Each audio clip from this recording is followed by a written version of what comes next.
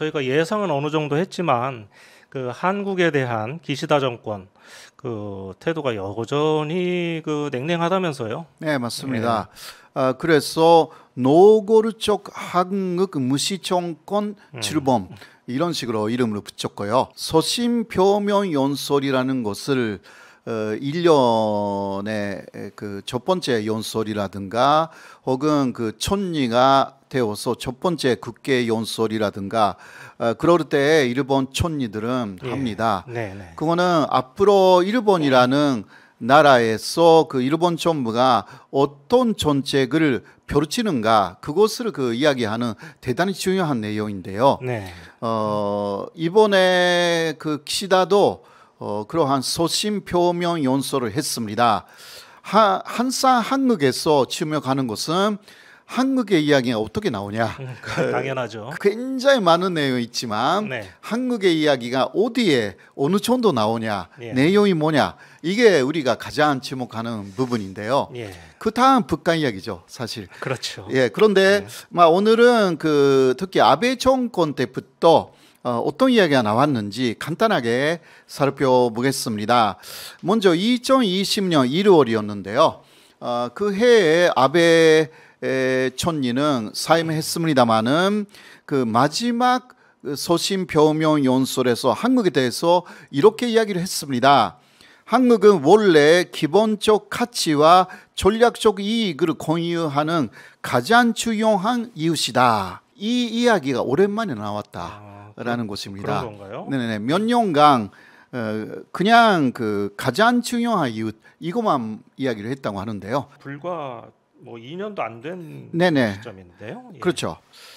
네, 어느 정도 그때는 한일 관계가 약간 호전이 될 기미가 예. 조금 있었습니다. 문희상 안이 좀 나왔고 예. 좀 약간의 희망이 좀 있었어요. 그래서 좀 좋아졌거든요. 일본 예, 쪽에. 그래도 아주 좋아진 것은 아니었지만 다음 좀 보시겠어요. 그렇기에 국가와 국가의 약속을 지키고 미래지향적인 양국 관계를 만들어 나갈 것을 강력히 기대한다. 막 이러한 내용이었어요. 좋은 말 많이 썼네요. 네네. 예. 그러니까 국가와 국가의 약속을 지키고라는 것은 한국이 안 지키고 있다 그 이야기고요. 그런 의미였군요. 예.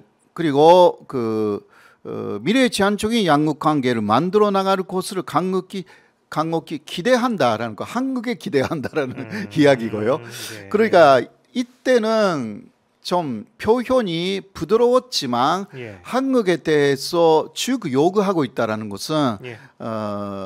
현재하고 그렇게 차이가 없습니다. 이제 아베가 사임해가지고 2020년 지난해 10월에 스가 촌리가 처음으로 국회에서 연설을 했습니다. 네. 그때 한국에 대해서 이렇게 이야기를 했습니다. 한국은 매우 중요한 이웃나라다. 여기까지는 괜찮았죠. 그래도 원래 기본적 가치와 전략적 이익을 공유하는 이런 수식어가 빠졌네요. 네네, 그것이 빠졌다. 예. 네, 그러나 매우 중요하다. 일단 매우라는 말이 들어갔기 때문에 same 그 정도로 그때는 생각을 했거든요. 건전한 한일 관계로 되돌릴 수 있도록 일본의 일관된 입장에 입각하여 적절한 대응을 강력히 촉구한다. 네. 그러니까 그 일본의 일관된 입장 이거는 변함이 없다. 예. 그러니까 한국이 바뀌어야 된다. 네. 그래서 처음부터 대화를 사실상 거부하고 있었죠. 네. 그래도 그 기반이 니카이파였기 때문에 한국하고 일본의 정치인들의 교류가 바로바로하게 탄신을 이루어졌어요. 그렇습니다. 당시에 네. 박지원 국정원장도 일본에 갔었던 네, 기억이 네. 나네요. 그렇죠. 굉장히 그 자주 왔다 갔다 했고 그렇습니다. 코로나 상황이었지만 현지인들은 비자 없이 완내하자 이런 것도 합의가 됐습니다. 니카이 스가 정권은 그런 면에서는 그 한일 관계를 개선하려고 하는 그러한 그 뭐라 할까 행동을 시작했다라고 할 수가 있는데 그 이후에 어렵게 됐습니다. 다음으로 갑니다. 이번에 기시다가 어떤 말을 했는가라는 네. 것인데요. 한국은 중요한 이웃 나라다. 스가는 매우 중요한 이 이야기가 있었는데 예. 매우라든가 예. 그 가장이라든가 이런 말이 예. 빠졌어요. 그리고요. 외교 안보 문제를 이야기를 하면서 가장 마지막에 한국이 나왔어요. 아베라든가 스가 정권 때는 한국의 이야기는 중간쯤에 나왔거든요. 예. 기시다는 그 한국 이야기를 그 안 하고 싶은데 가장 마지막에 조금 예. 그 붙였다 그런 느낌이 많이 들거든요. 예. 제가 그 원문으로 다 읽었어요. 자, 그 다음 보시죠. 건전한 관계로 되돌리기 위해서도 우리나라, 일본의 일관된 입장에 입각해 한국 측에 적절한 대응으로 강하게 촉구해 나갈 것이다. 이것은 그 스가 정권하고 거의 같은 내용이다. 라고 할 수가 있습니다. 그러면 그 스가하고 같은 거 아니냐인데 기시다는 더 한국에 안 좋습니다. 스가 정권은 문재인 대통령하고 전화회담은 금방 했거든요. 그렇죠. 예. 그런데 기시다는 아직 문재인 대통령하고 전화회담도 하지 않고 있습니다. 무슨 문제가 있는 겁니까, 기시다한테? 기시다는 문재인 대통령하고 이야기하는 것도 싫다. 그런 그 본심을 내비치고 있는 거죠. 예. 그렇게 하면서도 한국에 그 일종의 압박을 가하고 있다라고 할 수가 있죠. 상당히 부드러운 사람인 것 같은데 인상은 네. 왜 문재인 대통령을 이렇게 싫어할까요? 기시다는요.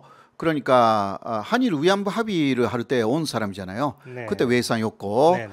마음으로부터 사과 말씀을 드린다라는 예. 것을 집어넣은 사람이 이 사람이에요. 아, 자기가 집어넣었습니까? 예, 예. 원래 없었는데. 원래 없었는데 아베 총리를 설득했어 당시. 예. 이 사람이 넣었어요. 예.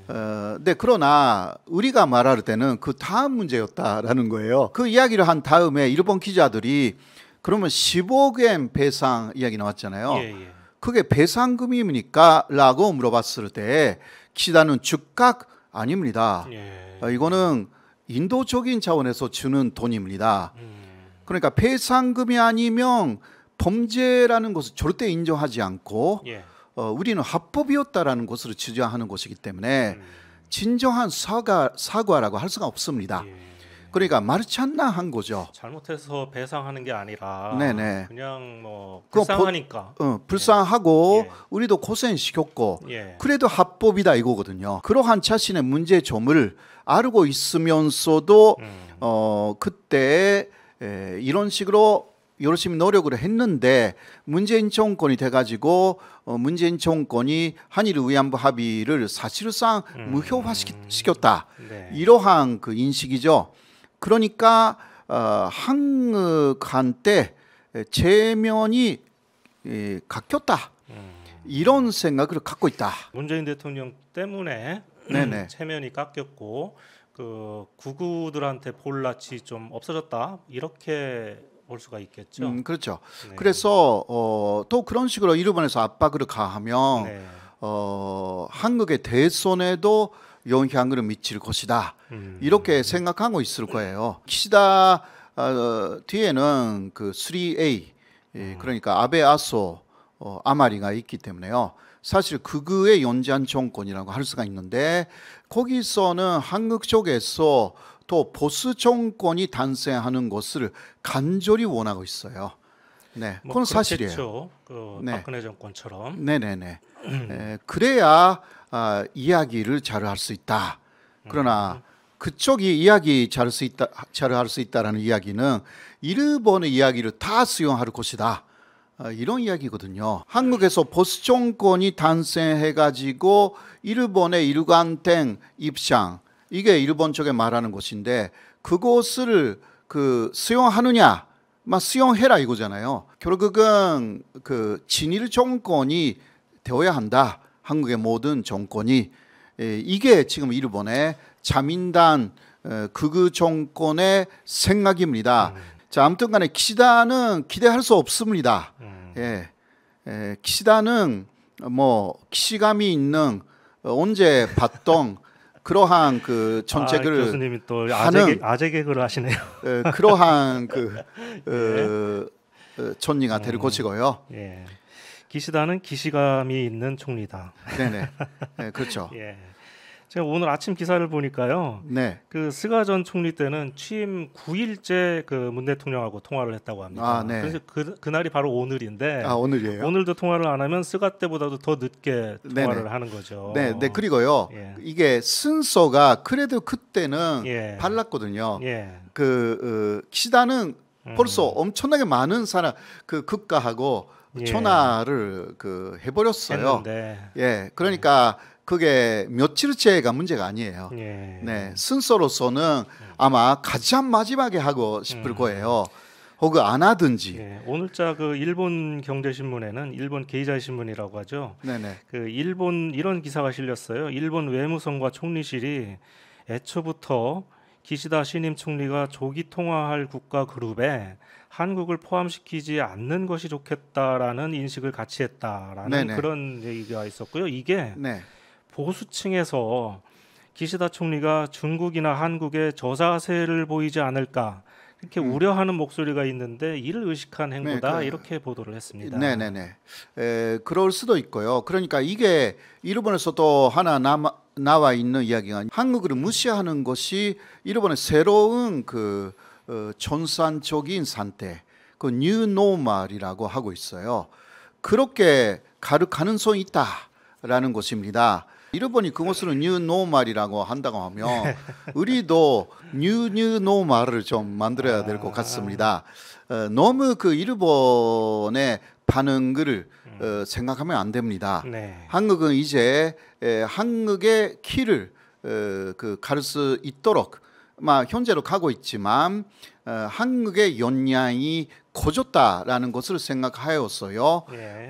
일본의 질질 끌리는 그러한 모습을 보이면 절대 안 되고 그럴 필요도 전혀 없습니다. 한국이 일본 쪽에서 진짜 토나는 것을 두려워하고 있는 게 오히려 일본입니다.